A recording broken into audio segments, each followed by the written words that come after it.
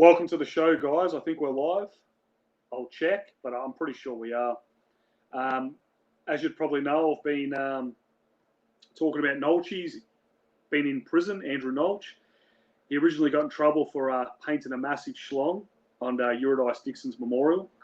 And then he got in trouble for importing a commercial quantity. What is it? 8 times the commercial quantity of drugs.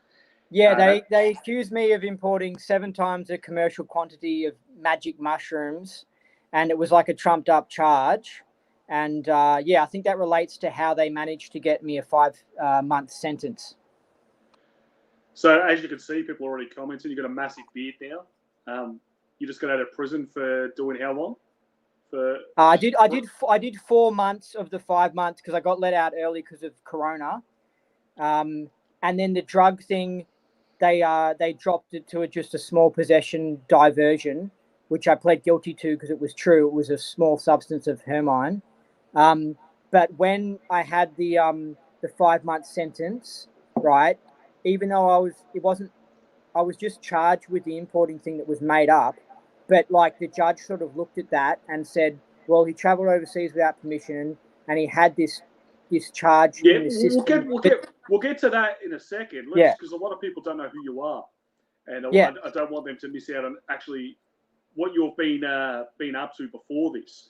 So before this, you were the famous guy. So Eurydice Dixon was raped and murdered, which is sad. Everyone's against that kind of shit. But on the news, if you watch the news, you'd think this guy, Andy Nolch, is the killer. Because after she was raped and murdered, Andy Nolch, what did you do, Nolch? Tell us the whole plan. Like, you might as well get it out in the open now because it's all over with. Well, what happened? What from when you decided to do it, and then what you did to do it? Okay, so I was in the news. I was following how they were reporting on this like tragic murder of Eurydice, right? And it was the way they were reporting it was so twisted and so disgusting. They were clearly trying to blame men in general for doing this crime, right? They were trying to make out it was men who did this when it was an autistic person who was on psych meds and mixed it with alcohol, right? And he obviously went crazy because that's what happens when you do these sorts of things and you're already, a loose cannon because you're autistic, right? And so instead of addressing those sort of things, right, because they're what caused the crime, they blamed it on average men, and it was absolutely disgusting. Anyone who's in Melbourne who saw how they were covering it in the media, it was government propaganda, basically, government feminist propaganda, anti-male propaganda. And so I wanted to send a message to the people who were rocking up in the park, it wasn't her funeral. It was like a big leftist, feminist, man-hating march sort of rally. Yeah, because we had all the socialists that go to all the communist protests. They were all there. Yeah, and the people who organised it. If you look at the people who organised this vigil in the park, it wasn't her family. It was like key Melbourne leftist feminists and stuff. And so the dick was, I drew it in the part of the park that they were. You drew a dick on the oval. Yeah, basically, how big was it? It was probably like half the size of a cricket pitch, right? Yeah. So it was just a big dick on the grass, and this was where they were going to meet up for the for their event the next day. But Victoria Police, being very leftist and all that sort of stuff, they just found it within less than an hour, and before the sun came up, had already covered it with tarps, and they just instantly covered it up, basically. So what the police did is, because all that I did was just graffiti, they wanted to send a message, and they didn't like what I did politically and stuff. So they looked at it and said, this is what I think, and I'm certain of it because I've heard how things really work. They said, we've got to hit him with the biggest charge possible. So let's cut out the grass and accuse him of criminal damage and say they had to replace the grass or something. And let's make a real expensive cleaning bill. So they originally charged me with $22,000 for the replacing of the grass and the cleaning bill. And they gave me criminal damage, which it wasn't. It was just graffiti as a trumped up charge. And there's even more to it. I don't know if you want me to go into more to it. But basically, I ended up getting a community work as a punishment and I got a pretty extreme punishment.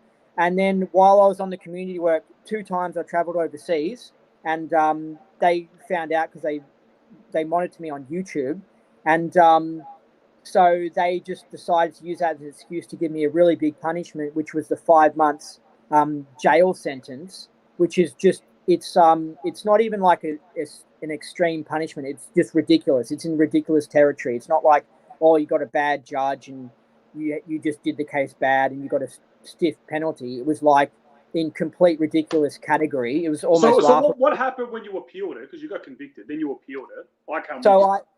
Okay, you appealed the graffiti thing. Yeah, you got $10,000 knocked off the price tag. Yeah. So when I appealed it, I got money knocked off, but they kept the same amount of community work, and they also asked for like DNA. But they're like back then, I didn't realize they're asking DNA for people who just like get caught speeding and stuff. Like the police state's really ramped up, and also, well, they gave me a conviction, and it was the first time I'd ever had an offence. So, like, I wanted to make it like a non-conviction. I wanted to get the money lowered. I wanted to get the hours down to maybe 100 community service hours. I wanted to make it into like a reasonable territory, but that didn't succeed because they set me up with one of their judges. So I've learned how their whole system works. Yeah, she was angry and shit. Do you remember when I come and she went mental? She like screamed at us and shit. She was totally dodgy. Yeah, when you come in and you said you're defending yourself, she goes, "You don't sit at the desk. You sit in the gallery, Andy Nolch." Yeah, which is totally unfair because when you're self-representing, right, you're supposed to have to walk up and be at the bar or whatever, like the other lawyers are, the prosecution. Yeah. But she was like, "No, you sit there," and she did that to try and psych me out, to try and scare me and make me sit in the front row. And then she kicked you out of the room for just making some comment because you were just standing up for me and stuff. And so she was like... I whispered in your ear and shit and said, "Just stand there." And she said, "Excuse me, no talking in the court." She just went mental, bro. Yeah. She was, dude, when she gave me the 5 months jail thing, she was brutal. And she did the same thing when I was sitting in the front row. My lawyer was at the bar, right? And actually, I don't even think I was sitting at the bar with my lawyer, but I was going to. But anyway, when at the start of the court case, she said to me, "You sit down." She made me move to where they where the prisoners sit behind the guards. What was stupid about that was that I couldn't defend myself because my lawyer had to keep on walking from the bar desk to the thingo, and it just was silly. But she didn't. She already had a decision made before the court case even came in. The one that you're at and the one with the jail term, her decision was already made. She was already deciding to totally tear me a new arsehole. Because I've been doing lives and been talking about your situation since you've been inside.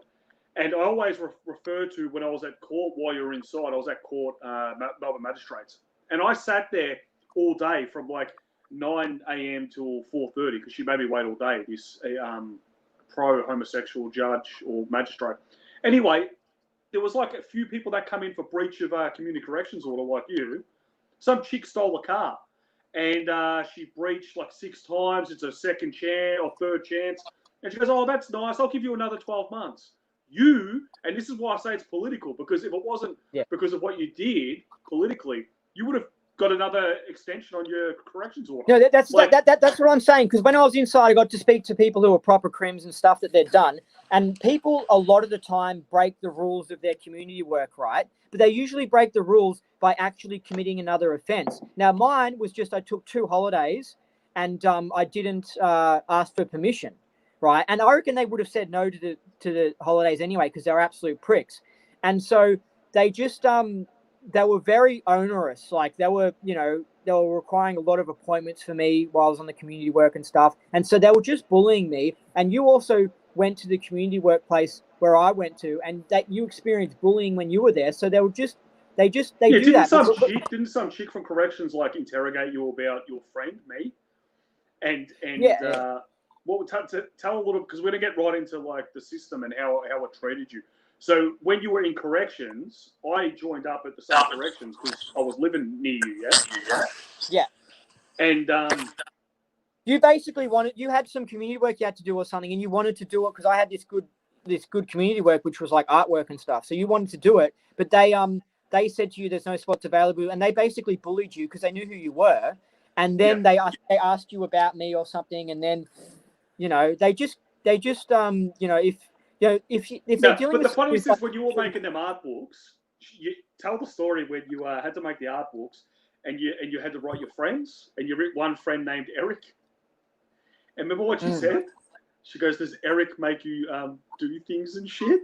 Oh yeah, yeah. She tried to make out that I was like a I guess being brainwashed by you or something. To like, because they when you go for the meetings, they try and like talk to you, and they obviously try to change my opinions about things, which didn't get anywhere. But they're pretty dodgy. And then so she's like, "Oh, does Eric make you do things? Does he tell you things?" And yeah. Do you have the confidence to challenge Eric on things he tells you to do, or to think about things and stuff like that? And these people aren't meant to know who I am. Like, they're not meant to know that we're friends. Like, because we've never committed a crime together. Well, it's just like, how do they know? How do they know our backstories? Because they sit on the internet, they're leftists, and they hate, all that sort of us and shit. It's just like it's pretty silly. So that's to the side now. We'll move that to the side. So the Eurydice Dixon thing, you breached, and you had to go to. Yeah, and by the way, this is what's really unfair is that I was besides traveling, I'd followed a lot of the rules of the community work, and I was actually almost about to complete it. I was like 2 months off completing it, because I was doing like once every 2 weeks, but over a year and a half, it adds up, and that's why it was so unfair. Because if I'd done 1 hour of community work, then it would be like, okay, he's shirking the community work, give him 5 months jail or something. Right, which would even that case would be very extreme. But like, it was the fact that I'd done so much of the community work that was so unfair about it. And I think that they used a trumped up drug importing charge as one of the excuses for giving me that 5 months sentence. So it was like, yeah, they looked at it and they're like, well, he travelled overseas, he breached it by having this drug thing. Yeah, and they're not meant to use that because that charge happened after the offence. I know they're supposed to wait until you're found guilty, but of course they didn't, and they just assumed that I was guilty, and then so that's one of the ways that they did it. And so, anyway, so while you're waiting for your court case for the corrections thing, you get raided by the police. Yeah, I think they were there because they wanted to just look for other things anyway, like in case there was like some dark web activity, but they basically found barely anything. All they found was like that 8 grams of hermine, which I didn't even know was illegal, by the way. And it was like a personal use thing. It had been in my drawer from 2 years ago. It's basically a substance that you use before you take ayahuasca. And it enables you to take ayahuasca, because ayahuasca gets like broken down in your stomach if you don't have this hermine substance. So you take the hermine like an hour before, then you're free to consume the ayahuasca. And anyway, I'm pro DMT. I've always been pro DMT and ayahuasca because they're pretty like Joe Rogan, yeah. Yeah, they're really beneficial and they're good for your health and stuff. And harmine can help your stomach and stuff, and it's got good health benefits, but it's illegal. So it's treated the same as meth, even though meth destroys people's lives, and harmine doesn't. But it's not. Harmine doesn't destroy anyone's life. I mean, you're not going to ever meet anyone who said their life had been destroyed by harmine. But anyway, it was just a minor thing. I got a $500 fine for. Yeah. So, but anyway, they come in, they raided you, yeah. They arrested you for importing a commercial quantity of drugs. Yeah. Which carries a life prison sentence, 25 over. Like prison sentence. Yeah, it wasn't what the amount they accused me of. If it was true, it would have been something that would have been worth like a year in jail or something. So, but I was so freaked out when they charged me of that. I just didn't know what to think. It was very scary because I thought they were going to set me up with a judge that was going to say I was guilty, even though I wasn't. So I was like, it was scary. So they eventually dropped that charge and just. They did. They dropped it like. They dropped it like 3.5 months after accusing me of it, after I'd appealed the 5 month sentence. So after that was all over, because my appeal failed, the 5 months jail sentence, I appealed it, it failed, and then after all that, then it came in. Oh, he wasn't guilty of the drugs thing. So yeah. So what happened when you went to the Melbourne assessment prison? Well, when you had a meeting with the guards, what did they say to you? Well, they basically just. I think they were deciding on where I should go in the prison. And one of the guards was like, so what's this guy, Neil Erickson? Why does your file say here you're not allowed to call Neil Erickson, right? And I was like, well, I don't know why it says that. I know who Neil is, but I was like, I don't know why it says that. And so basically, I think that's the system bullying you because you get bullied by the system. Like you telling me, so we've never committed a crime together. There's no intervention orders between us. And we don't even go to protests that much or anything, no. you know? No. Yeah. And on the corrections files, they say you're not allowed to contact me. Yeah, so basically, if I didn't fight that, because I told you about it, you called them up and fought them about that. If I hadn't done that, then from the prison I wouldn't be allowed to call you. And I think it was because you're smart and you know legal stuff, and they just didn't want me calling you up and finding out advice and stuff like that because it will cause problems. Also, when I was in at the prison from the library, we couldn't borrow legal books. You see what I mean? We couldn't borrow any legal books from the library. Now, isn't that strange? Why can't the prisoners borrow legal books from the library? You know, I think it's because they don't want them finding out. You know, they don't. Well, I wrecked them because I rang them up and I said, "What's going on, guys? You got Andy Nolch in prison. I'm his Mackenzie's friend. I advise you sometimes like legal stuff. Nothing great, but I give you some advice. That's why I think that they banned you. Yeah. But then they said to me, "Oh no, he's had every right to contact his legal representatives, which is under the rules in the community corrections. You're not his lawyer, so he doesn't have to contact you." And I said, "Hang on," and I went to the website and said legal advice as well. And I said, "You guys are like preventing him from contacting someone who's going to give him legal advice. And plus, I've done nothing with you. Like, there's no crimes that we've committed together or anything. There's no reason why you can't contact me." You don't have an intervention order on me. Usually they have these things because someone's got an intervention order on someone, so they don't let them call. Or they've been an informant and they're like a drug gang and they're going to hurt them. And they're going to go deal while they're in prison or something like that. So they have it for a reason. But I think that whoever is after you or me, they somehow put this note on the computer system that would cause these problems. But it's good that you fought it and we got it lifted because I could call you. And that was sweet, you know? Yeah, I got an FOI request, Freedom of Information Act. I urge everyone to do that. That they're currently doing it at the moment. I've also got another one with the federal police. And I've never spoke to the federal police. I've spoke to ASIO before. They've come and seen me. Never spoke to the federal police. They've got 250 documents on me. And I've never spoke to them. They've never interviewed me for a crime. There's 250 documents sitting in the AFP's computers on me. So I've done an FOI request. They're going to have to give me a lot of that stuff, and they've been pushing it off for ages. But they're going to have to get back to me about this meeting that they had with you where they mentioned my name. So we'll see how that goes. And I've given them your number to call up and to confirm that this incident happened. So it'll be interesting to see whatever they wrote onto the computers. But my guess is that it will just mysteriously disappear, and then they'll pretend like it never happened and just be like, "No, it didn't happen." Because someone, maybe ASIO or someone shifty, put that on there. But yeah, from talking to you and stuff, hearing the stuff that happens to you, it just seems like there's just bullies, agents or whatever following you around, just causing problems for you, you know? Like if you got locked up, for example, and you wanted to call people, you would find that you would have problems with your list, which happened to me. I had lots of problems with getting people on my phone list and stuff. Yeah. It's because you could be a murderer or something worse. They won't care. They would treat you better. You know, like, exactly. Oh, you just, he deserves his phone calls, etc. They treat right-wingers like the terrorists. He's on here. I'll chuck him on. Hang on. It's my good mate Jared.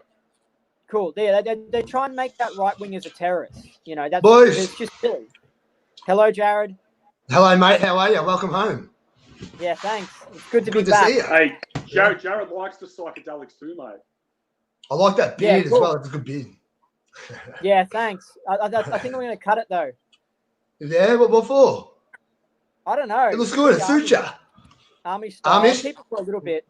Yeah. How you going, mate? Good. I'm thoroughly brainwashed by the mainstream media because that's all I had when I was in jail for 4 months. So, I am just full on pro. All of it. All of it?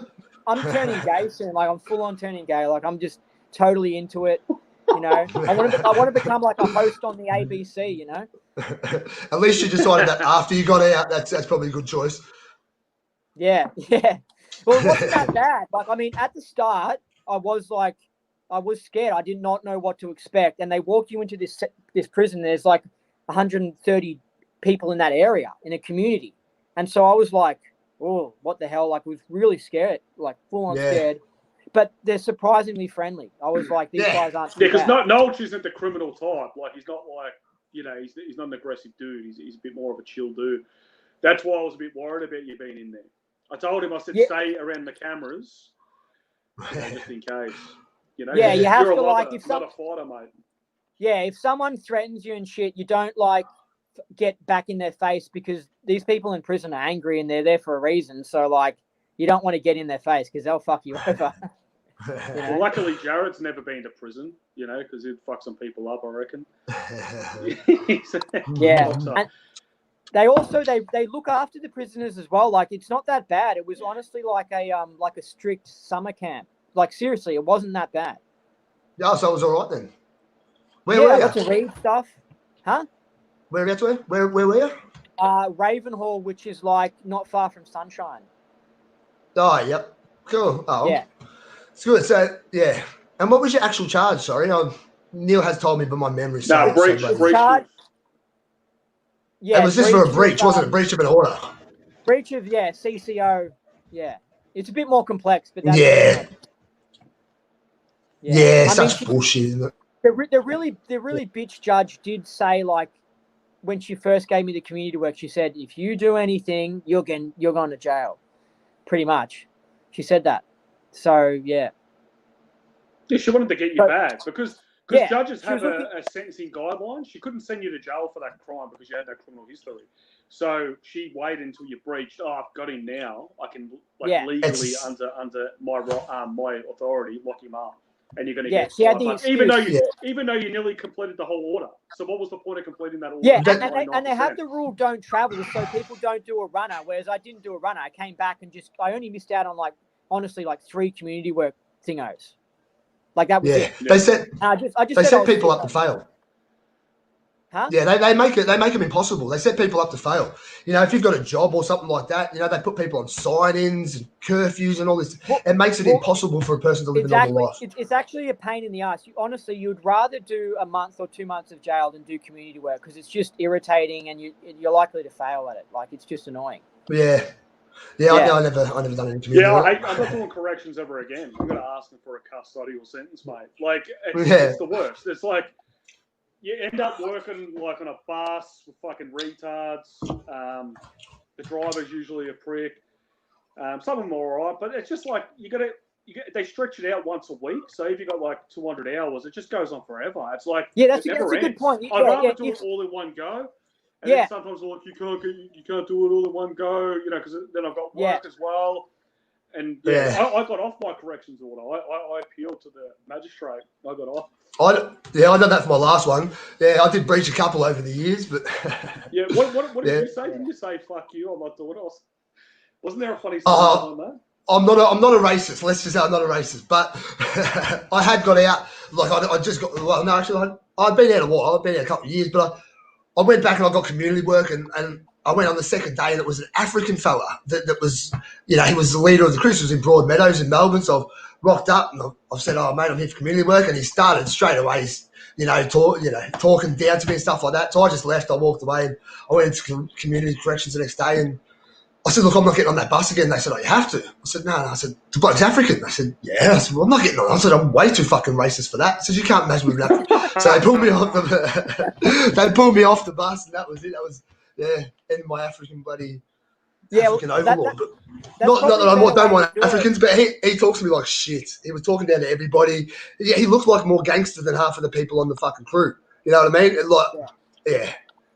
I think it's better to just do one or two and then quit rather than do it for ages and have something stuff up and then that's way worse. You're just better off ending it as soon as you can. Yeah, I chose to do 6 months. I chose to do 6 months imprisonment over ICO once upon a time. I'd probably make that choice again too. Yeah, well, I with the time I find the buses are anti-Semitic. sorry, no, but yeah, my last experience, everyone on the bus was very anti-Semitic. Like the whole bus was anti-Semitic. It was fucking crazy. But anyway, sorry, no. I paid off like $4.5 grand worth of fines with the time that I did. So it worked out pretty good. You know, it wasn't that bad. You know, I was happy because of Corona because I got to do 4 months instead of 5. But any more than that it's pretty draining. You get bored of it, you know. Like it's pretty. Yeah, I'm happy. It's a waste of time. You've got bigger and better things to do, mate. You're home now, so. Yeah, I get to I get to enjoy the masks and all that, which was kind of hard to follow today. It was a bit weird, but yeah. Yeah. What was the? You go. Oh, what was the social distancing and that like in there? Was there any of that? Were the guards even pretending to? The guards were pretending to follow a lot of the rules because I think a lot of people know that this is sort of bullshit and that it affects old people. So there was like the prisoners barely gave a crap. They gave us masks to wear, and of course we barely wore the masks, but we didn't have to wear them. But the guards just sort of had them on and were just like paying lip service to it and stuff. But they made them even wear goggles for a bit, which was so ridiculous because they were saying the guards can catch it through their eyes. And is that because people were throwing feces at them? No, I don't know because us prisoners were the cleanest ones there because it's the guards that go out into the public that are going to catch it. But I didn't. I didn't quarantine. I didn't care. And quarantine's not that bad because if you're going to catch it, it's not that bad because you get extra time off your sentence if you got locked up for quarantine. So it sort of makes it kind of okay. Yeah. But yeah. Well, there you go. But they're all over the place with it, aren't they? There was an outbreak at Ravenhall within the first few weeks that I got there. And it was on the news and they were like, the prisons are in lockdown and they locked down other prisons, even though it was just our prison. And they locked us down for about 5 days. And the person who got infected actually was in my part of the prison, which was interesting. And then whatever. There you go. They just tested positive. Like in jail was like 3 days. At Templestowe lockup for 3 days. That's the worst, man. I can't. Yeah, it was just like concrete slabs and shit. And the cells are worse than prison. Once you actually get to the prison, you're thankful. Yeah, exactly. So I was at Ravenhall for a decent amount of time, and that was like it's totally different to being at the cells. The cells is like pretty tough. Yeah, it's not very nice. You seem that's all them kids out there, man. You seem pretty good. You don't seem affected by it. No, I mean honestly, it was like an interesting sort of summer camp. You know, it was weird. You know, read books and shit. Yeah, I read like 20 books. I read the Bible. That's like the chunkiest thing ever. I was like, whoa. I got through it. It's a hard book to read, isn't it? Yeah, it's difficult. It's like a history book. Yeah. So I tried to send you Mein Kampf, but it didn't get to you, I don't think. Well, that's wild. they wouldn't approve that. they couldn't receive stuff anyway because of Corona. So we had these stricter rules, but it was pretty stupid. So did they have visits? No visits. Just no visits. Calls. No visits. No packages. No nothing. So you got fathers in there locked up that can't see their kids. That's shocking, isn't it? Yeah. Well, but and think about how long this is going to go for. See, I can handle it a few months, right? Yeah. How long is this going to go for? Those dudes who are in from March all the way till when they'll lift this, which will be like March next year. It's pretty shit, you know. But I guess on the plus side, that being on the outside is pretty shit as well, you know. So yeah. Well, it's lose at the moment, isn't it? To be honest, though, being locked up while all you guys were, it made me feel a lot better. Like, as in, I was like, this is sick. Like, take that, you know. It was like not missing anything. I'll be reading anyway and stuff, you know. And I would have got into trouble. I would have gone to protest anyway and got into trouble. So I was bound to get into trouble for something, you know. So yeah. And they're after you. Did anyone know who you were in prison?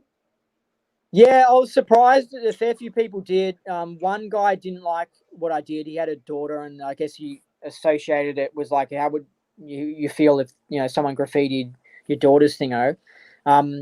So he threatened me, but Was he threatened to kill you or bash her?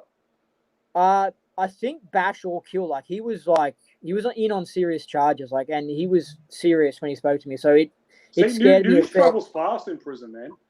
I don't think you could hide anything. Well, I was in the newspaper when I appealed because I was in the paper after the appeal he like instantly worked it out. And so that was kind of stiff. And I think what's dodgy is, you know how the government have all these like work safety and all this stuff, and you go to work on a building site, you have to do these stupid work safety things for like an hour or 2 hours. You know, you think that they would give me like an introduction to the prison, but they just opened up and let me in. And like, that was pretty weird. I was like, I want to do an introduction. I want to do a safety thing. I want to know how to behave here or whatever, but they didn't do that. So it's pretty wild. So Nolch was walking around sitting on other dudes' beds and shit.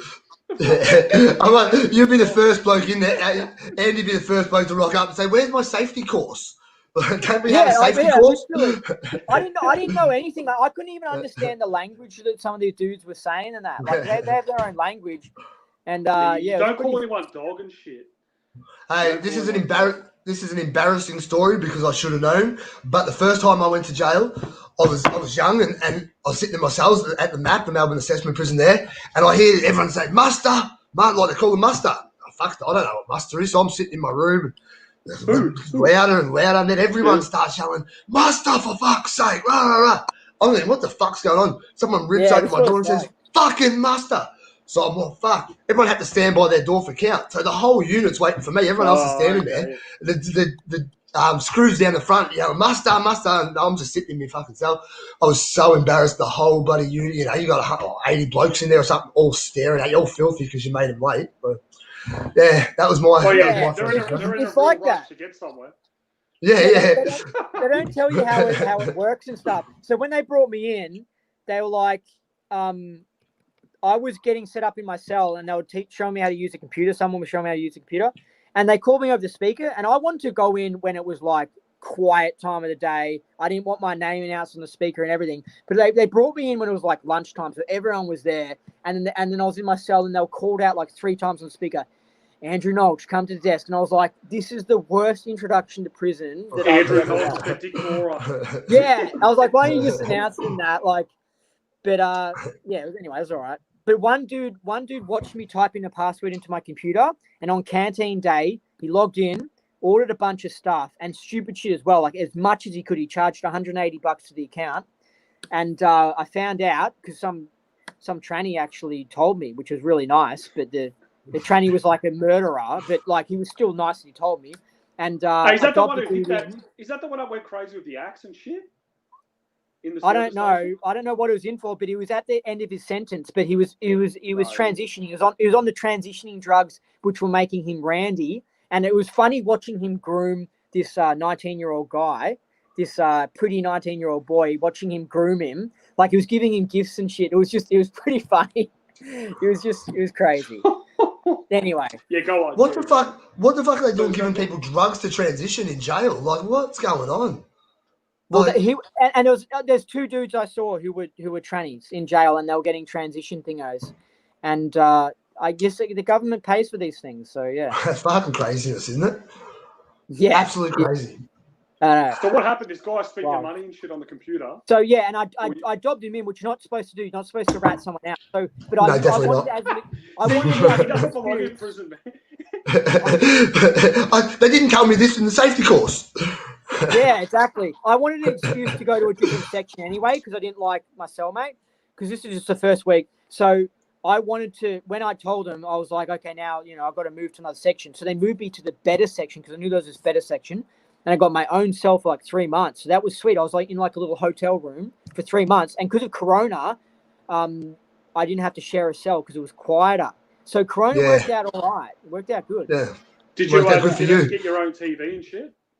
Yeah, own TV. I had like my own toilet and shower. It was like a little hotel room. So yeah, and we're just locked up in the evening, so it's not like the whole day we were locked up. So it wasn't. So you still had all your yard time? It wasn't a lockdown, like it was all. Yeah, only when we had the outbreak of Corona twice, and then when I first went in, I had to do a quarantine, and so I did 2 weeks straight of not leaving a little cell, not leaving a room, just watching TV and reading the Bible. And it was actually good because I always want to read it. So I need like discipline and shit. So in that 2 weeks, I smashed out a lot of that Bible. And so, yeah. So now you read it. What do you think?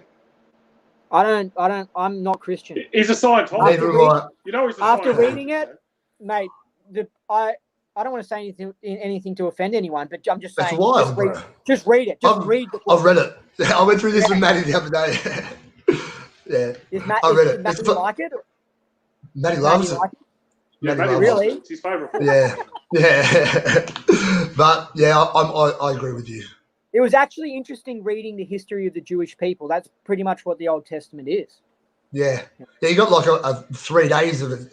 Jonathan, son of David, son of Marcus, son of, that goes for a whole chapter in Deuteronomy. I think the worst thing about it is you could cut the whole thing in half and it would still have all the information because a lot of it repeats itself. So that's what I hated a lot, the repeating itself, Yeah, so, do you think it was a good experience and shit? Yeah, totally. I wouldn't want to do it again, but yeah. And you've got a big lawyer's bill, don't you? I probably have to spend about 15 grand or something, but other people have it way worse. But I think a lot of people, they're really scared because they see Hollywood movies or whatever, and they think that prisons here are like prisons in America where they've got Africans. And I'm telling you, those Africans, I mean, they are, you don't want to mess with them. They're violent. I was watching a Louis Theroux documentary, and the difference between the prisons there, like the maximum security with all the Africans and stuff, the difference between them and where I was like a holiday. A big difference. I'm telling you, the people in prison here, which is, they put in a lot of white males in prisons here. I think they pick on us, basically. But we're pretty friendly. We're good in prison. I mean, the guards don't even have guns and weapons and stuff. The guards are hanging out at the desk, socializing and stuff. You're all these hot 25-year-old female guards. So it's totally different to America. Yeah. Was there any shenanigans going on with the guards? Like games and stuff? No, like female guards and shit. What about them? Female guards, like the prisoners? Any romantic... Nah, but I did notice the guards like hang out and flirt with each other and stuff. So, yeah, I didn't see there certainly is, though. I've never named names, but there was actually a classic story out of Melbourne. Do you remember years ago at the Melbourne Assessment Prison, one of the guards there fell in love with one of the blokes, and she actually took a heap of dynamite into work, and they blew the front window out of the map, and they scaled down the front window and got away. Whoa. She helped him escape, and then they pinched him a couple of years later. Oh, bro, 80s, like 80s, something like that. I was going to say, you can't get explosives now. No, a long time ago, yeah. But they blew out the front window on Spencer Street and dropped down onto Spencer Street and got away. Yeah, that was the guard. You know how they do a strip search when you first go into the prison, right?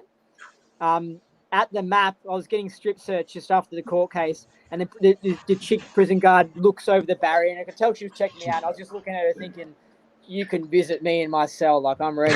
You know what I mean? Like, there's not much to do when you're in a cell, you know? Yeah. Well, you can dream, can't you? Yeah. I mean, I would love for some of those guards to knock on my door and be like, that's it, I'm sneaking in for the night. I'll be like, hell yeah. So what was going on with this tranny and shit, man? Well, the tranny just told me about the canteen order, which was awesome because then I could dob him in before the money actually got taken from my account. Otherwise, I would have been pretty pissed off. But the cellmate that I had, he was giving him gifts. The cellmate was, I think, his first time in prison as well, and he was like young and 19 or something. And he was also making sexual jokes, like occasionally would say stuff like, do you know how gay guys pretend like the guy that they want is gay? They go, oh, you're gay, aren't you? And stuff like. I spoke to a gay guy and he was accusing it's Blair Cottrell, right? Is that his last name? I can't even remember. Yeah, he was accusing Blair of being gay, and I know Blair's not gay, is he? He's not gay. No. Who was saying? No, he's not gay. He's like totally out in prison. Yeah, no, this other gay guy, like just out a year ago or whatever. Yeah, a lot of he was doing that tactic where he wanted Blair, but he was saying stuff like, "Oh yeah, I can tell Blair's gay. Blair's so gay," but they do that tactic to try and talk them into being gay, right? But this dude in the prison, this tranny, was saying these things to this young kid. Little comments like, "Oh yeah, I think you're gay," or "I think he's gay." Little comments to try and sexualize him, to groom him, basically. And it was just funny to watch because it was so obvious. But the younger dude was like letting it happen. I was just thinking, oh, this is going to be weird. I don't have any. This is just weird, you know. And when I left his cell, I wouldn't be surprised if he ended up, you know, having to share cells because this other dude, they move around. I think he was trying to make it so he ended up sharing a cell with his little grooming guy. Anyway, did you see any fights or anything? Any fights? I saw like yelling. Oh no! Tell us about that crazy dude and shit that you're telling me about on the phone. The one that was dancing and shit. I don't know. He drew pictures outside his cell. Remember you told me? And then he went out into the yard. And... Yeah, there was this funny dude that was more like a mental case, and he would like draw stuff on his t-shirt, like crazy spiritual stuff, like Christ is blah blah blah. Like he was into that stuff. Yeah. And he would draw stuff and put it on a chair out the front of his prison cell. Then he would walk around the jail like singing to himself, but like he was the worst singer. So he would be like, oh yeah, and it was so funny. It was like by episode, right? And then eventually he was dancing in front of the prisoners, like the prison guards are like in the middle in their little hut. He was dancing in front of him, and everyone was there and were playing guitar. And he was just dancing. It was just a funny thing because everyone was watching. And he did this dance, and he started walking back, and he just fell on his ass, and everyone cracked it. No one, before I heard himself, no one assisted him, and everyone just laughed. All the guards, everyone, and then that was it. He got moved after that. Yeah, you get all sorts in there, don't you? At least he was in good spirits, eh? Yeah, he was good. So. Yeah, funny. But you guys, man, I feel sorry for you. Like. Some of the stuff that's going on with the Melbourne lockdown, like it's just crazy watching it. Like I was laughing from like when I was seeing it on the news, I was laughing like this is full on crazy police state. Like it was just so crazy that I was laughing, you know? Yeah, it's got out of control. I went for a roadblock yesterday or 2 days ago, and they're like, "Oh, where have you been?" I'm like, I told them what area, what address. I had to tell them the address, and then they're like I'm going to see my kid and shit. And they're like, do you have a court order? Like, they're fucking, like, prying into your life and shit. Like, I'm like, who the fuck are you, man? Like, I can do what I want. Like, it's getting out of control, man. I think it's disgusting. And that's just me. That's my personal experience. They're doing this to hundreds of people a day. And you're not even travelling far. You don't even have to, you're just traveling a short distance. They're stopping you and asking you where you're going. That's harassment. You can't do that. Yeah, Jared was the first one. No, Jared was the first one arrested for trying to cross the border. He was on the news. Oh, you were because I saw you on the news then. Yeah, that's fucking awesome, man. That sort of stuff. When I saw that stuff and I was locked up, I was just like, it's great that when you can't do anything, when you see other people do it, it's like that's right and stuff, you know. Yeah. So, well, I know if it was the smartest decision I made. I was just pissed off. Yeah, you can't tell me not to do something I do every day, mate. You know? It's a silent majority. A lot of people think this is bullshit. You know, it's great when people come out and they actually say it to the cops and stuff, and more people need to. Man, when I was in Asia, I swear to God, I caught corona and I saw other people get sick and I noticed in airports more and more people coughing. And I knew that it was just a fucking cold. Yeah, I think it's been out for a while. I think it was out for a long time before they announced it, man. Because sick, man. I reckon it's been out for like 2,000 years. You reckon? It's been out for thousands of years, mate. People have been catching colds forever, bro. Yeah. I bet one of them tends to live in igloos. I bet they used to catch it all the time. Well, the Abos didn't catch it, man. And when we came here, we killed them all. Not because we shot them, but because they died because of the cold. And what was funny was that people, if they say that they're Abo, they get benefits from the government and stuff. So it was funny because in the prison, I saw the Abo meetup, and there was like 2 people that were black, 2 people that kind of looked black, and like 6 people that look full on white, like not black at all. And I even heard 2 of the Abos talking about it, and they were like, who the hell are these people at the meetings and stuff? Because they know it's bullshit. They're like, this guy's not Aboriginal. You know what I mean? Yeah. Yeah, well, they can't ask you to, if you say you're Aboriginal, that's it. They don't ask. You may have to have an elder sign off on it, but I don't even think they require that. Just you sign on the paperwork of Aboriginal and access all the benefits. It's the same if you're a woman, if you think you're a woman or a man, it's the same thing. So that there's no checking up. So you can just say, Should have tried to get Deer Park then. Should have said a woman tried to go over the fence. That would have been all right. Yeah. Do they do that? Don't they send male prisons over there to the chick prisons now? Surely not. I'm not. They wouldn't. I reckon when it comes to push comes to shove, they don't put up with that sort of shit. Like they know it's bullshit, so they just stop at that point. You know. I think it happened with one of those serial killers and shit from France. Man, he went there. Went to what she I'm pretty sure. Once that happens, bro, I am out. Like I am tuning out. It's bad enough they had they had a dude, MMA fighter, who turned to he's a professional fighter. He decides he wants to be a woman, transitions to woman. They let him fight women's MMA, bro. Like he's had 30 years of testosterone building muscle, and he just fucking. What are you transphobe? Are you a transphobe, bro? No, I'm all for it. Just do not let them beat women up, man. You know what I mean? That's fucking I have no problem with it at all, completely. Like it's I'm very much I'm all about everybody being free. I think everybody should be able to do whatever the fuck they want, as long as they don't affect me. I don't care what you do. The problem is that everything affects everyone. That's the thing. Once you start to harm other people. That's right. I think it's a bit.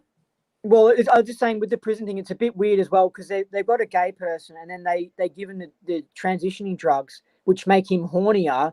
And it's like, oh, that's not really a good environment for him to be hornier. That's a bit. Someone's going to get raped. Yeah, but these are all guys. These are all guys, man. That's why it doesn't matter. If you're men, they don't give a shit.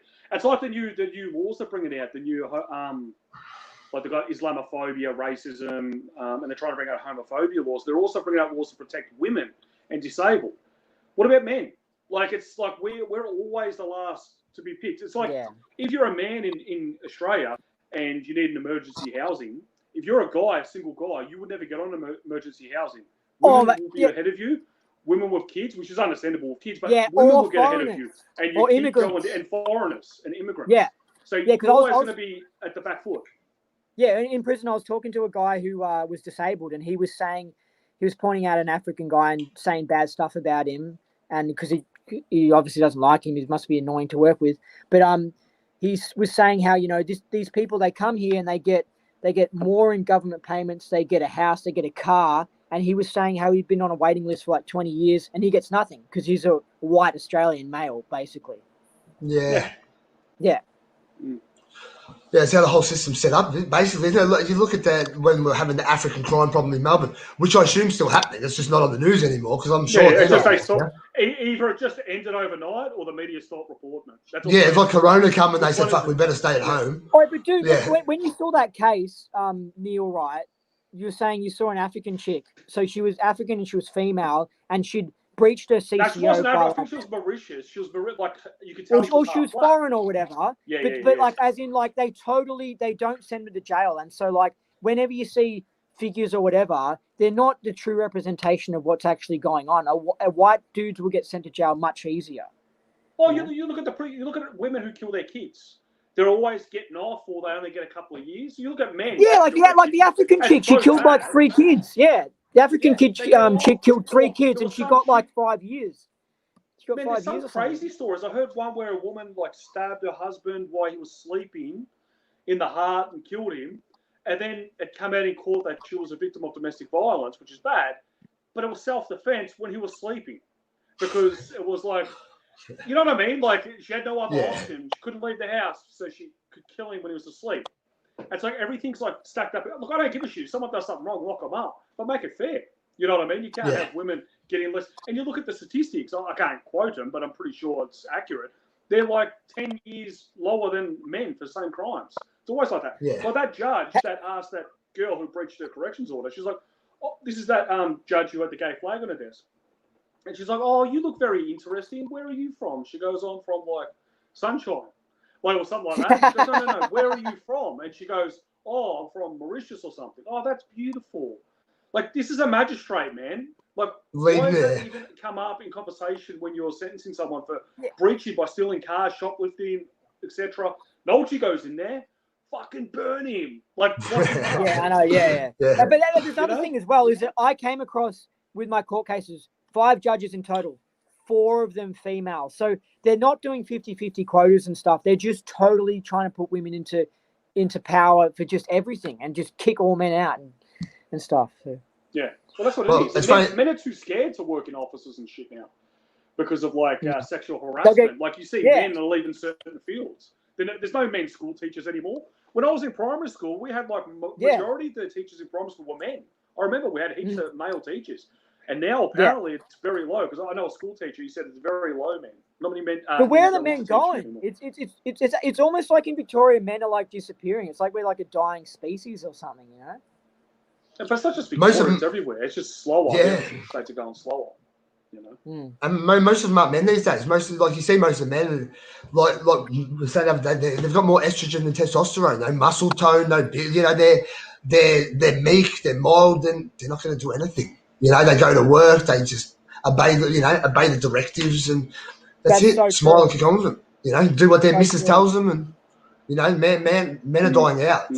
You know, it starts from a young age. It starts from our food, the food we put in our body. All that shit food we feed our kids converts to estrogen.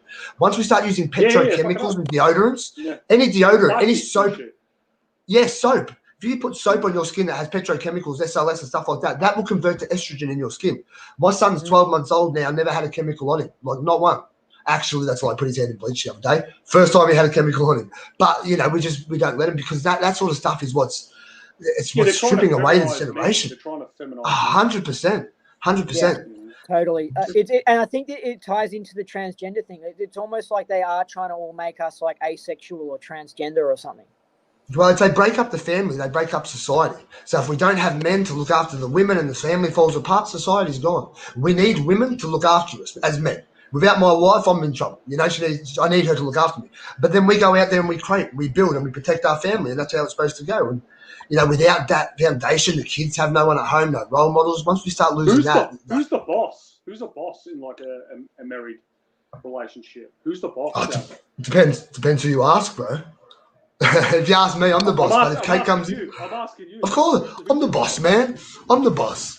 I think my daughter's the boss. But no, like we work well. You know, we know our place as well. She looks after the family and looks after the home, and I provide for them. So we have no qualms at all.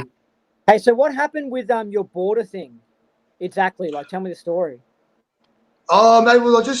Well, basically they bought it out. So the next day, I drove straight to the border with no permit. I was entitled to a permit because I cross frequently. We have a gym over the other side of the border and a business and stuff like that. But when I got to the border and informed them that I didn't need it, as was my constitutional right, and had a discussion with them, which took a couple of hours on the side of the road, and they tried to convince me to get a permit, which I wouldn't do. They ended up arresting me. It took them an hour and a half on the phone to their legal team to actually work out what they could arrest me for. They took me back to the police station, denied me bail, kept me locked up for 23 hours until I faced court the next day, which I'm holding on to every minute of that because I'm going to try to get compensation for. But then when we went to court, and basically it was just a shambles. They didn't know what they were doing. Even my hand-up brief, they sent it to me after I was supposed to have it. So straight away they're in contempt of court because the judge said I had to have it by August 26th. I didn't get it till the 4th of September. You know, so the whole case has been a shambles, man. They don't know what they're doing. So we're very confident. Like we have our whole argument already laid out. I'm just waiting for the day now. They've postponed it till November 6th. I think they're trying to prolong it so it doesn't. Again. It'll probably be adjourned. Yeah, they don't want it to see its day in court because they don't have any legal standing for this case. So I'd be surprised if it gets to court without me trying to push it to get there because they're trying to sweep it under the rug. But November 6th, our court date. Hopefully Neil will be there as my Mackenzie's friend, and we'll adjourn it again probably until we'll try to get to the High Court. That's what we're going to demand to get to the High Court and see it out there. It's cool because you were like almost the first person to be like on the news and like known about openly like breaking Corona and just saying stuff, and I'm not going to follow the stuff. Man, I was so shocked. I didn't do it for that at all either. Like when I walked out of court, like because they kept me overnight. When I walked out of court the next day and seen media there, I was spinning. What the fuck are they doing? Like it? Because what did they? How did they report it? They reported it as like you refused. You said it was like it was cool the way it was reported because it was like this guy thinks it's fucking bullshit. And I was like, yeah. I'm glad you thought it was cool. I thought they made me look bad. I run a business up. I got a local business. You know, I got a gym. I got all that. So I got a family. So when the media tries to, they're trying to make me look like some criminal. Yeah, they called you like a Corona denier or something, didn't they? They did, yeah. They did, yeah. Yeah, I like that. They denied everything. Yeah. Corona denier. And then you technically wore a mask in the court. Or when you were cuffed and they forced it on you. What? Yeah. Yeah. Yeah. What about, and then what about that chick that was like a stripper and she was hot or whatever, that like they smashed the window of the car and they like hunted her down and stuff because she made the viral video? That was pretty wild, you know? Yeah, Evie Black. I don't think she was actually a stripper though. Was she? I think she's a Christian. I think that was Oh, well, bloody. maybe, but the media said that. I don't believe anything Of course they they say, did. but yeah, Yeah, of course they did. But yeah, no, same thing. She actually, she's part of the same sort of circle that we are with the whole Know Your Rights thing. Blokes like Nick Patterson who are forefronts in this, and yeah, so she learned off Nick. Nick actually helped her with the information that she had, and she done a good job. So then they arrested her and made it look dramatic. It's just to try to scare tactics, Yeah, I felt because sorry for her because I could tell that she was in hiding or something. I could tell she was trying to hide from them, but then the secret police monitored her and somehow tracked her down. And I was just like, oh, they got her. You know? Yeah, and that was just for show because she done it, and it was out there for the public to see. It's so They have violent. to do something. Yeah, because she's in the right. Everybody can do that. When I drove to the border, I expected to drive through because I knew, like, when they arrested me, I was like, "Oh, you boys are in trouble now." But when I thought back, I thought, it's the border had been closed about 4 hours, and I drove there and told them to get fucked. Like, if they had let me through, the whole thing would have collapsed before it started. So they couldn't let me through. But they've made themselves a very short rope. Like they're in the wrong. They're in the wrong. They've broken the law on multiple occasions.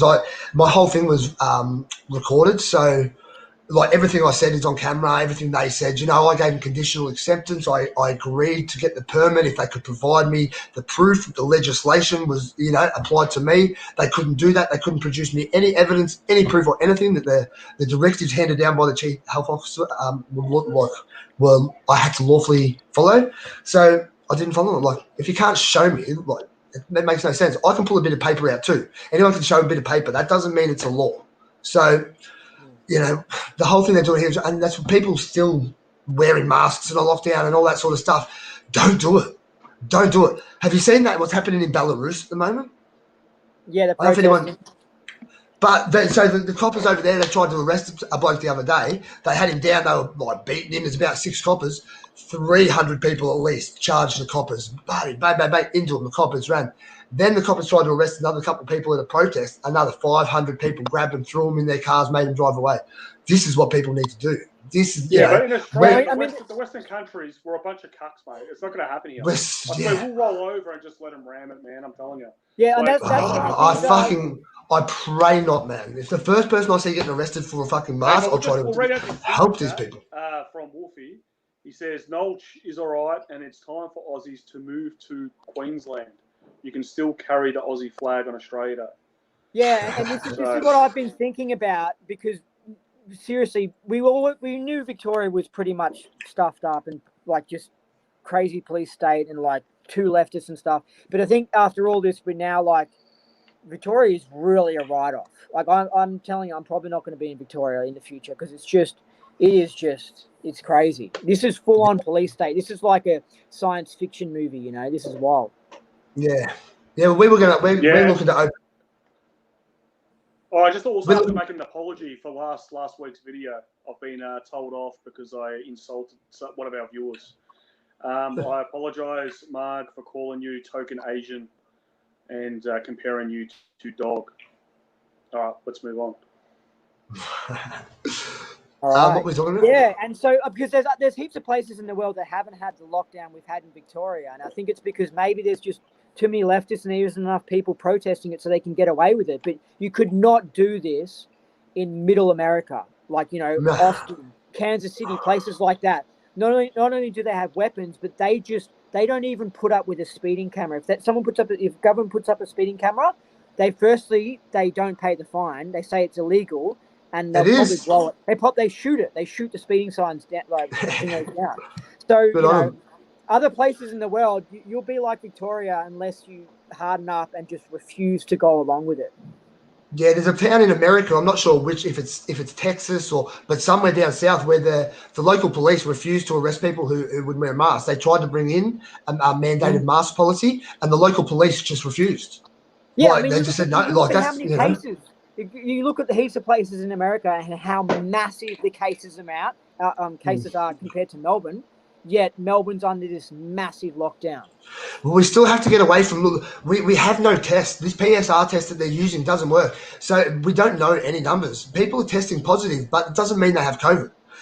A fucking pawpaw tested positive. They tested an actual pawpaw, a fruit, tested positive. They sent in a test that had never been used, and that tested positive.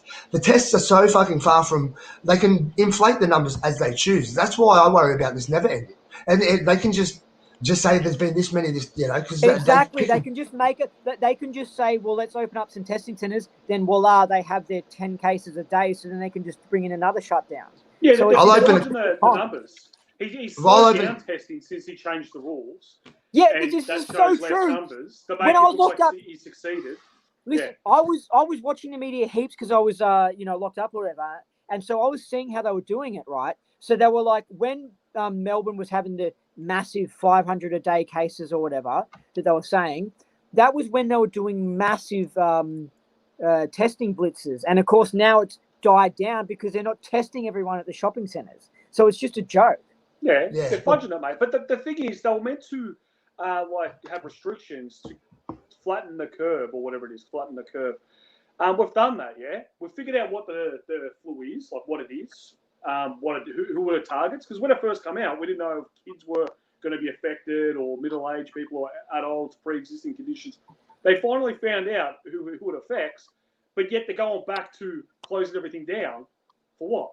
We know we've learned how to treat it, and we've learned who are targets. That was the whole point of closing everything down. But they just reverted back to it. You're not going to eradicate it, man. You can lock down the country for 2 years. It's going to come back. So this is what I heard, right? Send it over is going to send it in. Like on The Simpsons. I heard the deaths for the flu this year are at like 0. And they haven't recorded any. Yeah, since March. And the amount of deaths for corona are about similar to what the amount of deaths for flu was last year. So it's like, what the hell? Because what they're doing is.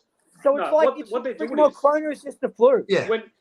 When old people back in the day, or like last year, 2 years ago, when they died from like the flu, they actually didn't die from the flu. The flu brought on pneumonia. So that's why the death certificate is pneumonia. They wouldn't write the cold or the flu. Yeah. They don't write that. So when COVID happens, now they're all dying from pneumonia because of the flu. They just write COVID. It's just fudging the numbers, man. It's like, and you watch, it's going to come out, and a lot of people who died from like car accidents who had COVID in their system, they're writing down died of COVID. It's going to come out, and it's already come out in America where some medical institute dropped the numbers down by about at least 30%. It's going to come out more, and we're going to be looking at this like, oh, okay, we shut down the country's economy for what, like 0.000.1 deaths. People don't know how much of a lie this is, right? Because remember how so we had stage 4 going on for ages, and around the 13th of September, he was maybe going to relax the rules or whatever. And interestingly enough, that week, suddenly we start getting these big death figures like 40 and stuff, because they were saying, oh, we didn't count one from months ago or whatever. But they were just fiddling the numbers, come up with some excuse to make it up to 40, so that then he can say, well, we're going to extend it for another month. So it's full on a head fuck. It's just a lie, the whole thing. It's all scripted. It's like a Bold and the Beautiful episode. Yeah. Oh, you got oh dear, Andy. Well, if I was in prison, then I would like to get visited by deer. Let's just say that. Too bad there's no visits, mate. I'm happy to break the lockdown rules any day. Oh, I shouldn't say that. I'm actually on a good behaviour till March because of this made up drug thing. So no parole though. No parole, but I'm actually wearing the mask, and I'm actually I can't do anything. I don't want to do anything. I'm basically being a. Are you rejecting her? Are you rejecting her? No, I'll be sending her a private message after this.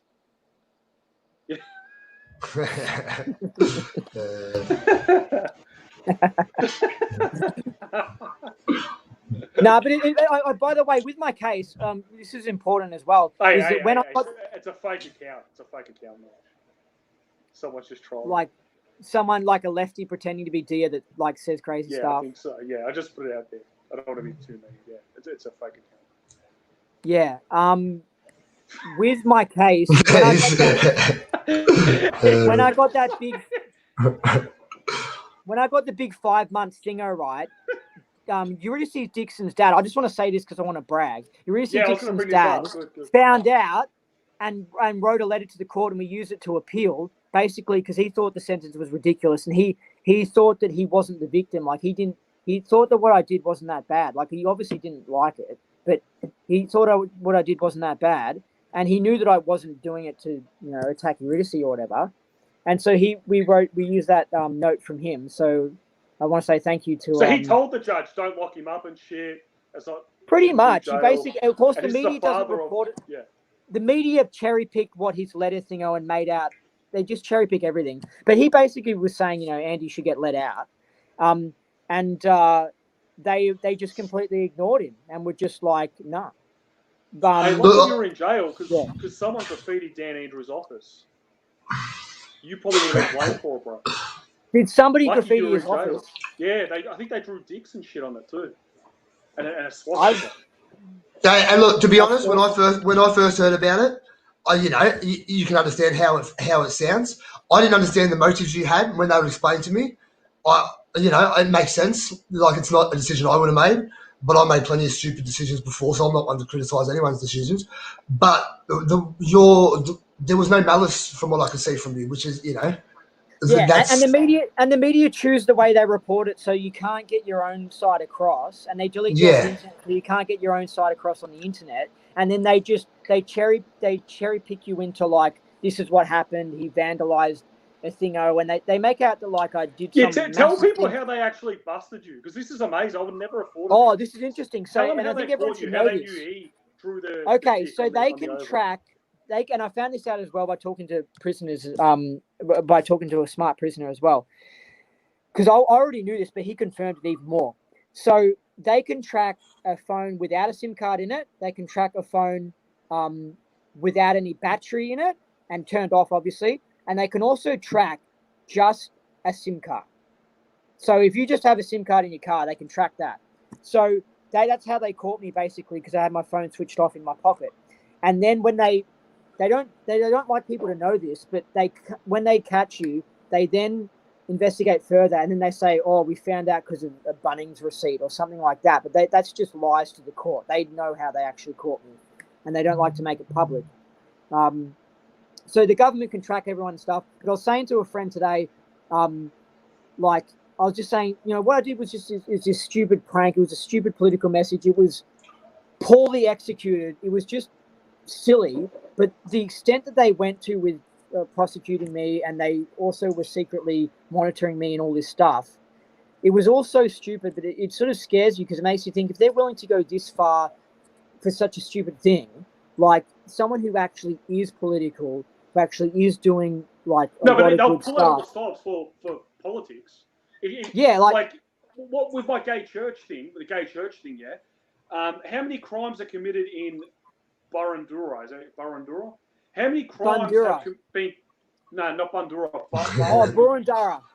Burundara, that's it. So the Burundara police station were the ones who were investigating the crime against the gay church, which is a very low summary offence. Yeah, it's like really small.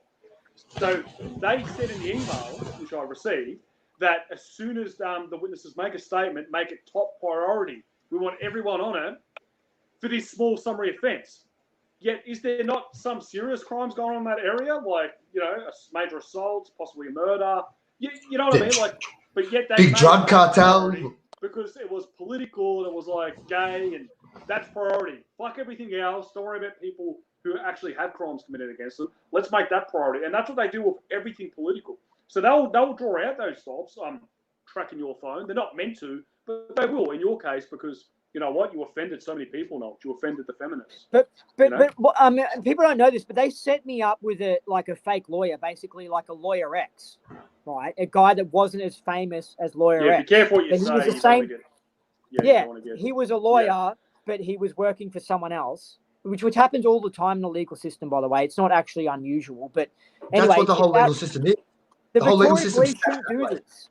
the Victoria Police, it's just amazing finding out about how corrupt they are. I mean, Nicola Gobbo said she was worried about getting killed by Victoria Police, and they're also trying to take her kids from her. So it's like people don't know how dodgy the police are. Well, that's always been the story too in Sydney, that they used to say in Sydney you could buy the coppers, in Melbourne they just kill you. So the coppers, like Victoria, the cops have always run. Yeah, they killed heaps of people, man. Yeah. They killed heaps of people. Wasn't it Carl Williams? They killed Carl Williams? No. But going back before that, they used to kill people and then try to blame other people for it. So they would kill someone and then they'd go and say, oh, this bloke killed you, rah, rah, rah. So they're very well known for it in Melbourne. They never played ball. The armed robbery squad was one of the most corrupt and violent gangs in Victoria's history. So, what's also interesting is when they charged me with this fake importing charge, it's just fascinating because it seems like when stuff comes in the mail, every little package they analyze, right? It's just silly. It's just like, what's the point? People are ordering stuff on eBay, but like when it comes to stuff coming in the docks, it's like, I think you can get like whole shipments that don't even get checked and stuff. Like, I doubt they check every tomato tin. It's like, how much are coming through in the docks? And you see meth everywhere. So it's like, there's tons coming in through the docks, but they make sure they analyze all these little packages so it looks like they're doing their job. Comes in through the screws, bro. A lot of it comes in straight through the guards. Exactly. A lot of it. Good money. I'm going to put this super chat up, but I'm not going to read it because it's totally inappropriate, disgusting. I'm sorry, it's a super chat. I'm putting it up, but yeah, I don't think it's nice.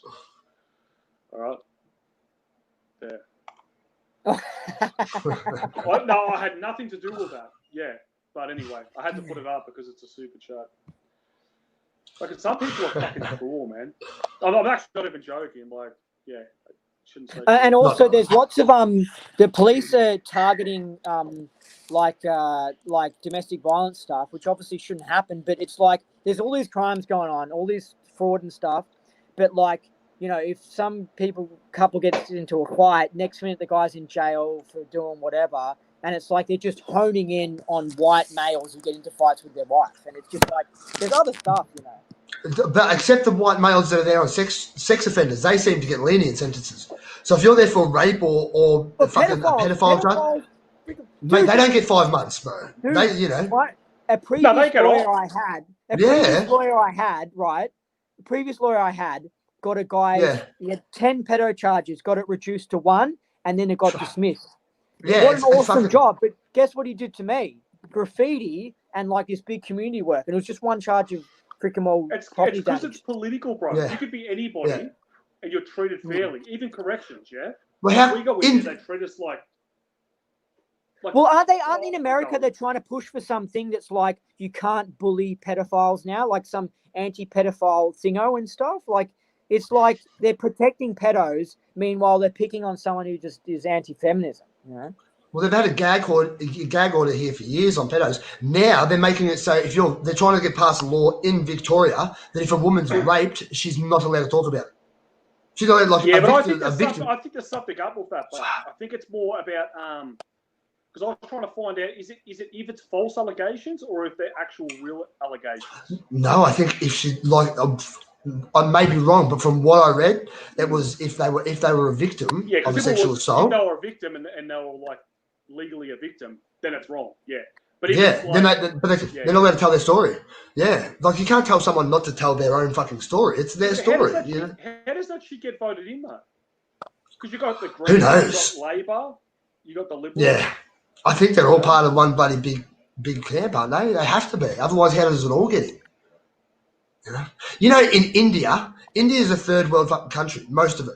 In India, the government has taken down all cell phone towers from near schools and hospitals because of the radiation effects. In fucking the Philippines, you can get 6 months. You can get 6 months in jail if you use a phone next to a kid.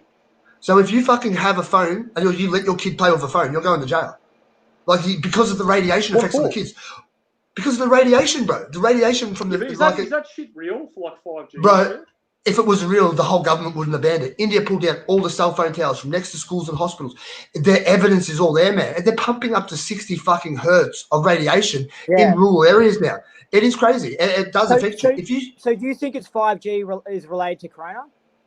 Oh man, I don't know. There's so many theories. You know what I mean? I don't think anybody knows, but I know that I do know one thing that is for sure: the effects of radiation poisoning can be similar to COVID because exposure to radiation will suck the oxygen out of the air. It'll make it hard for you to breathe, shorter breath. So there's a lot of symptoms that are the same. Yeah, well, I think they're definitely trying to, out of this, push some vaccine. I think that's one of the most important thing is this vaccine. Yeah. Because at the start, us conspiracy theorists or whatever, it was like, oh, vaccine. And the mainstream media wasn't even talking about vaccine. We already knew it was coming. And then I watched bit by bit, week by week, they started talking more and more about vaccine. And now it's like it's not going to open up until we have a vaccine. So it's like they are really trying to vaccinate. You guys are going to get me channel Zuck, mate. Man, I'm going to get a letter. I got a letter from Scott Morrison today. One sec. I got it just here. Yeah, is that you get paid, don't you? You get paid. Tax. No, he wrote. I think he wrote me bloody. So are you going to get vaccinated, Neil, when it comes out? No. You have to arrest me. I don't mind wearing the mask. I'll wear the mask. I don't give a shit. But if you start trying to inject shit into me, I'm not going to do that. That's hate speech saying that sort of stuff, mate. That's not good. So I sent in a. You want old people to die, mate. You should not. You're a killer. Oh yeah, I hate my neighbours. And my grandparents. So that's the letter. I won't put my address on it. Don't show the address and shit. No, you can't see the address, so it's all good. So I sent in a non-disclosure. So it says, thank you for writing to me. This is Dear Mr. Serbius. Thank you for writing me regarding a COVID-19 vaccination. COVID-19 is a threat to the lives and livelihoods of us all. Already the virus has claimed more than 800 fatalities worldwide, including many hundreds in Australia. It has been estimated that the pandemic has cost over 500 million jobs worldwide. A vaccine is vital to keeping people safe and restoring our way of life. To this end, we are working towards securing a COVID vaccine for all Australians. An agreement with a UK-based drug company, AstraZeneca, will mean that every Australian will be able to receive a University of Oxford COVID-19 vaccination free should trials prove safe and effective.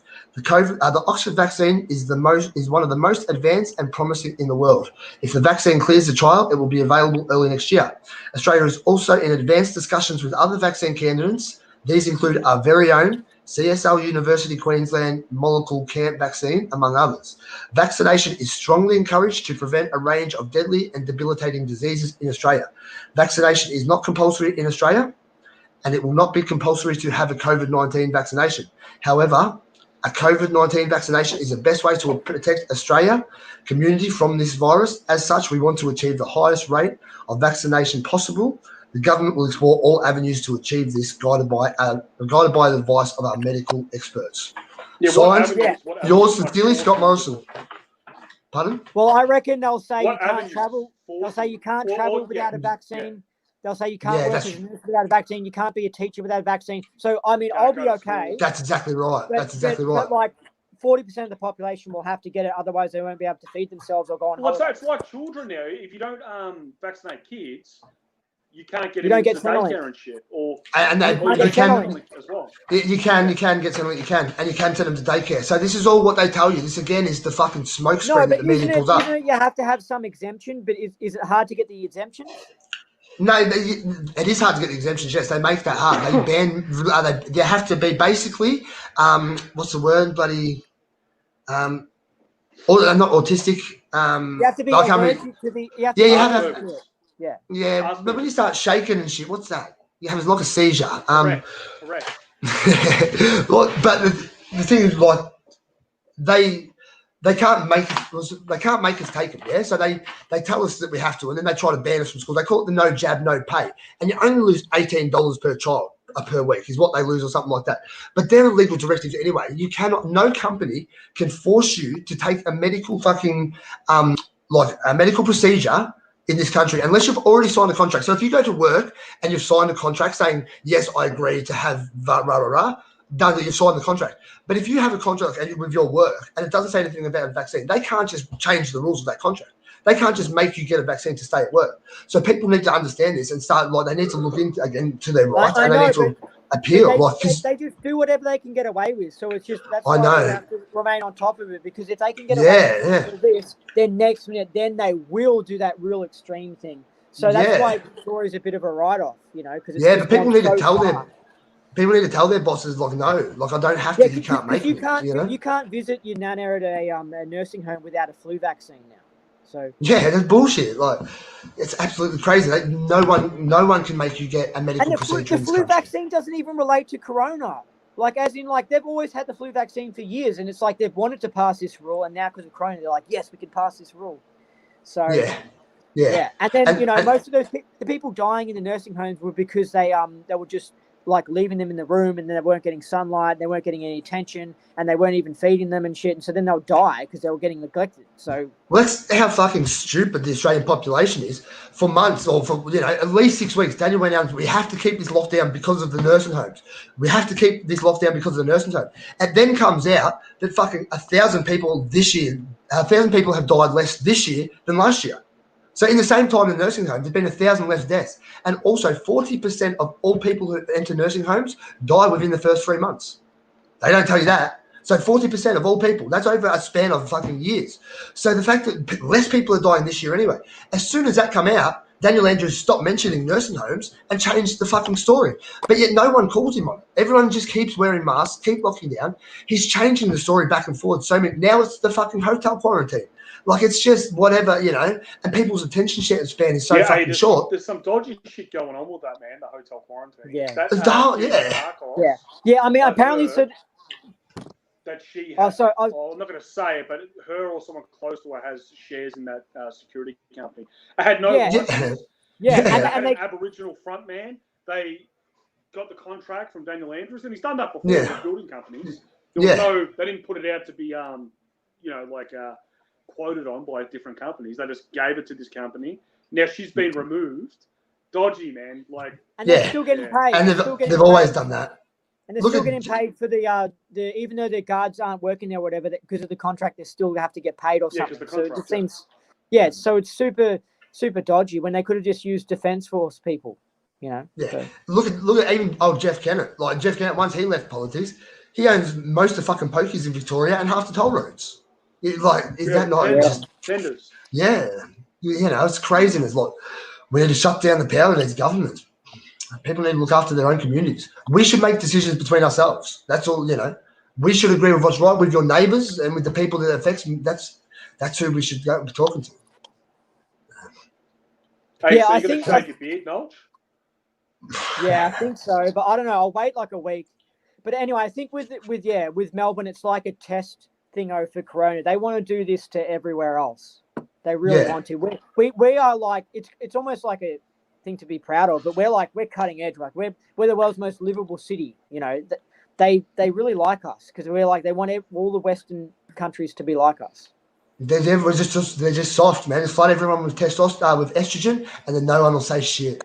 You give them all, YouTube and Xbox, pay everyone enough money to survive, and that's it. You control the population. No, because we're talking about a breed of men for the last probably 100,000 years or however long we've been on this earth that have fought to the death to respect their family's honour and their community. They would die, like in their 20s. Yeah. No one really passed dirty. So slowly over the years, they've feminized us because we're the biggest threat. Because they want control. Like they always joke now that the woman's husband is the government now. And that's what they're doing. They're trying to just remove masculinity by any way they can. So these vaccines, I'm sure they'll have some sort of anti-masculine kind of components in it. Something to do with testosterone or something. One thing you'll notice is, I bet you, if you look at guys who are 18 years old and have a beard nowadays compared to like in the 80s or 60s, I bet you there are less dudes with beards. I know. I've looked at some dudes that are like 18 years old, and I'm like, they don't even have beards, and they look like they're tall, but kids, like tall kids. They don't look like, they don't have the testosterone stuff, Nah, no muscle tone. I bet vaccines, because all they have to do is a lot of guys can't grow beards these days. No. I don't think a lot of guys can grow beards. And it starts from the vaccines, I believe, when you're born. Like, 100%. Yeah, because 100%. It doesn't affect the girls. Actually, no, it does. Sorry, it does. So it affects the girls. It makes girls more masculine in some cases. You know, women are becoming a little bit more masculine, men are becoming a bit more feminine. Even with how many lesbians were there back in the old days, man? Like zero.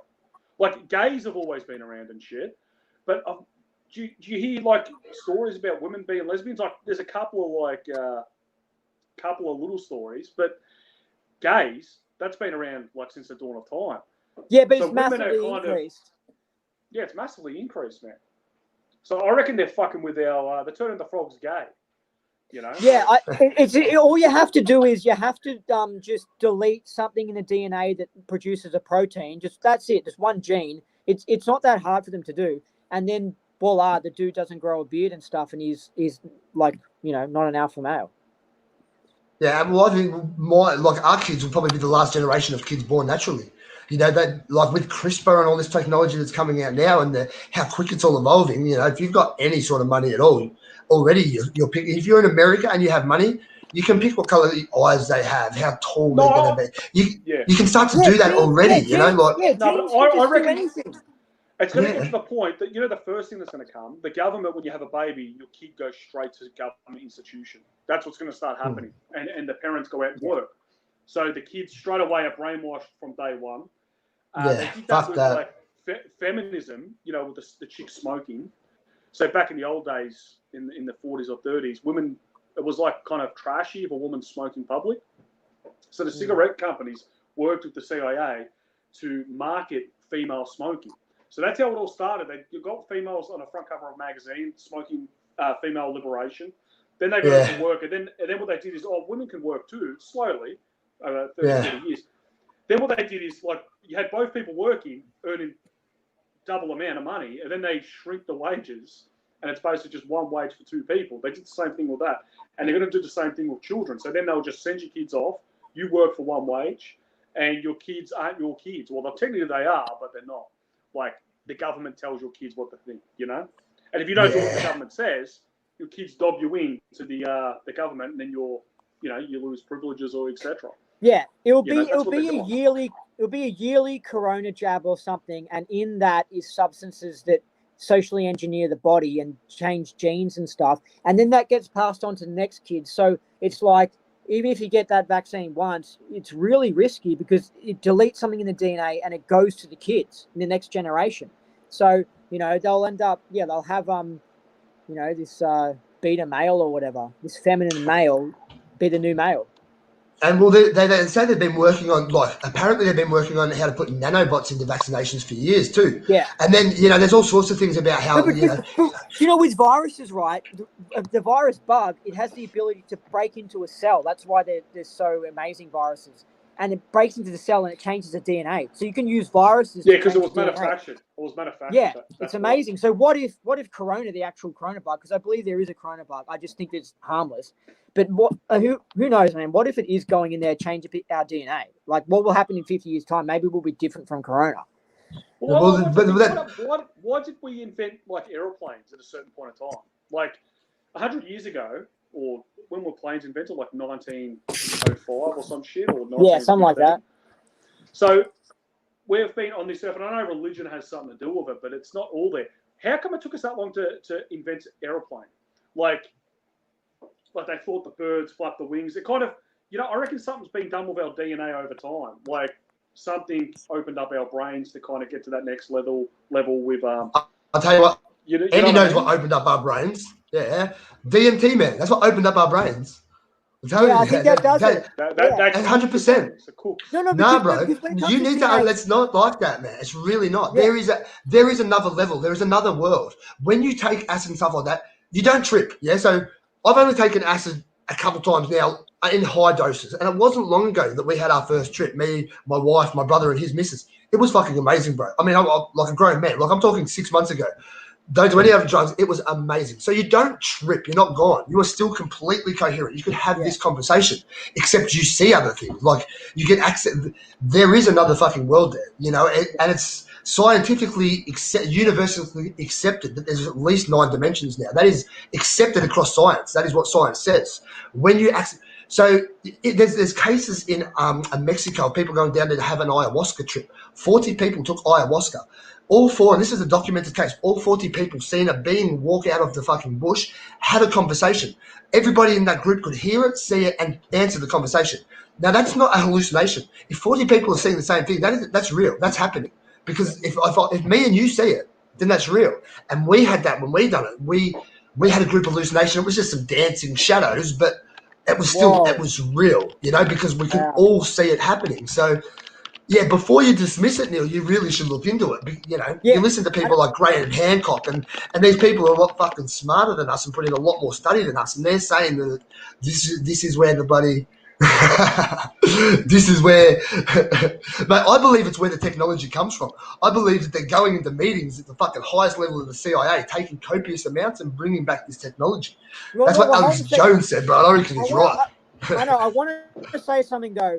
I think that it opens up spiritual abilities. So if somebody's like evil or whatever, like Bill Gates, he might use it and get evil information, but I believe good people can use it and get good information. So that's where it's like, yeah, it's a kind of mixed bag, really. Hey guys, my phone's about to cut out. It's like getting low. It's just going to cut off any second. But you should get into it, Neil, man. I know you're not into it, but I'm telling you, it's so cool. It's just once you have a big experience, it's like the coolest thing. I'm not anti-drugs, but there's certain drugs that I think are pretty bad. Yeah, I think like acid. Nah. There's no. When I was younger, like no one's ever died from acid. No, but there was. And anyway, the drugs that the government gives out, the drugs that the government gives out that they give to people in the prisons, that's the worst drugs. All the medical drugs can probably take it, but not everyone can. It fucks people up. Some people get fucked up. Yeah, definitely. Hey, some people have bad trips. Before we go, I'd like to say we had our first AMAG hike on the weekend. We went up to the high country, marched 28 fucking Ks. It was hectic, a long way up, long way down. The boys done really well. So, yeah, fucking good job. My missus hurt her knee on the way back. I had to carry her the last K back, which I was just fucking pointing out because I'll be using that for the next week to get fucking like free dinners. Women. Bro, 60 kilos on my back, 20 on my front. I had to carry her down a K. It was hectic. But 28 Ks, we all made it. So everyone done a good job. It was fucking good day. Yeah. Were you practicing social distancing? No, definitely no social distancing, no masks. I think 11 of us went up. So there was, some people didn't make it. People were worried about leaving their bubbles, and people from New South couldn't get over across the border because it was outside of the zone they're allowed to be. So these things happen, but it was still a good turnout. And yeah, well done, boys. Everyone come. Thank you for coming. Good stuff. Nolch, we're going to get going. You got anything to say? Yeah. No, any warnings not really. For kids out there who want to do artwork on park ovals and shit? I didn't like the offence that I caused to the family or whatever, but I don't regret any of it. I'm not going to say I regret it. I just don't regret it. Never apologise. Oh, by the way, can I say something? Leave your phone at home. I cost a taxpayer, by the way, $120,000 for them to chase me up on the dick drawing. Like, if they just ignored me, it would have been $0, but it cost $120,000. I'm not kidding. The time I spent locked up was $50,000 to the taxpayer. So, like, the taxpayer is just getting screwed over. It's a massive scam. Like, they don't give a shit.